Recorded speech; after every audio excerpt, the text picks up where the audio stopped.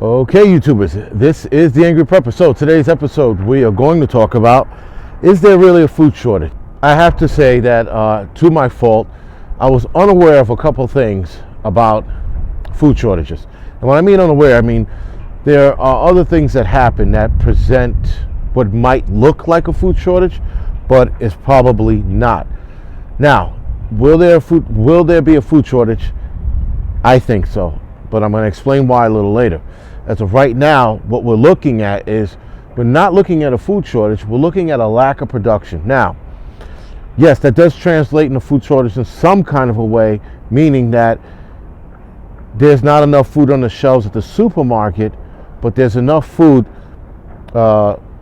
post or pre-processing of food, whatever that food is, right? Whether it's being shipped to a store to be canned or slaughtered, whatever it is, there's enough meats and stuff to be had.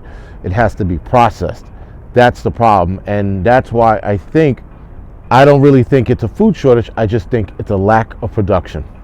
I say this because, again, doing more research, I come to find out that a lot of plants are closed down because of lack of businesses. A lot of plants were hurt by the amount of employees that were sick from COVID or the flu or whatever it was.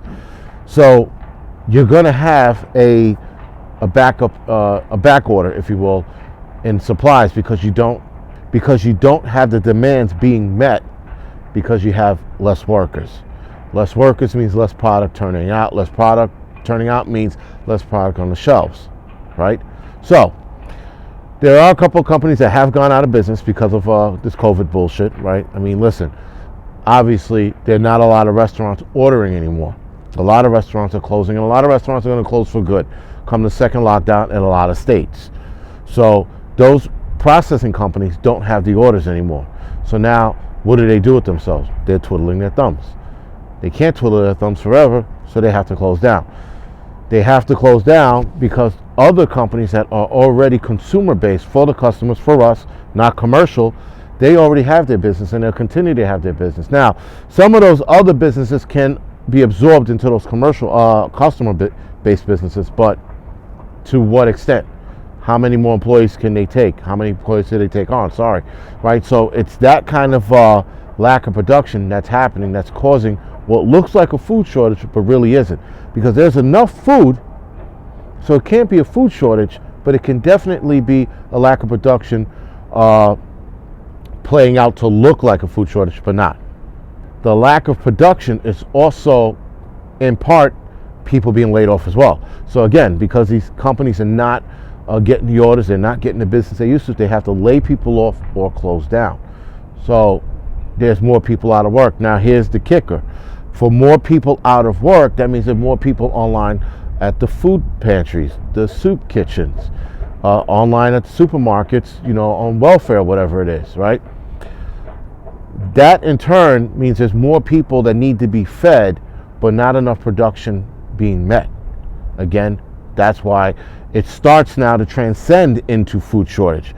Because if you don't have enough people processing the food, but now those people are fired and now they're on the line waiting for food, and now there's less food in the supermarket, that starts to look like a food shortage on our end, the customer's end, the people at the store, at the Walmart, at the Piggly Wigglies, whatever it is.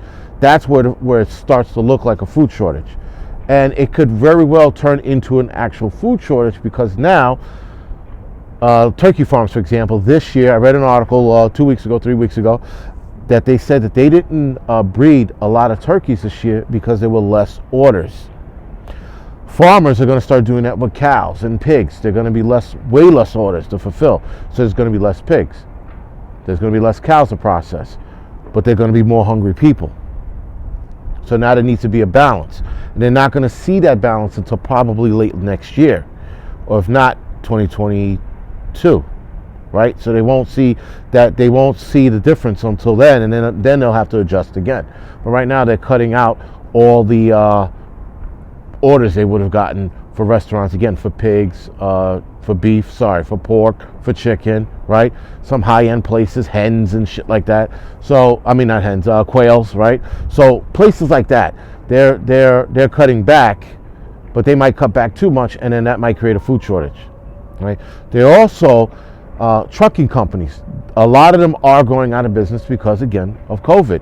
Either too many truckers got sick, or they had to cut back on their deliveries because they weren't delivering to restaurants, and now there's less truckers on the road. Now, I don't know how many few there are, but I know that there are less, because when I was researching the truck strike that never happened, I found out that a bunch of trucking companies early this year went out of business, right, because of COVID and getting less businesses. So, is there really a food shortage?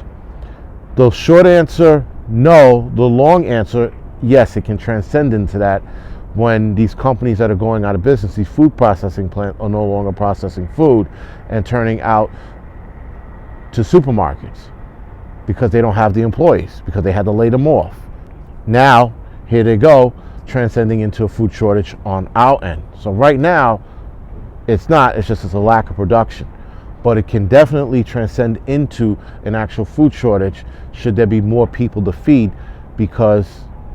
or more people to feed at the soup kitchens, or more people to feed because now those people are out of work, but the lack of production is going to create a food shortage on our side, if that makes any sense, right? So guys, that's a yes or no kind of a question, right? Is there a food shortage right now? No.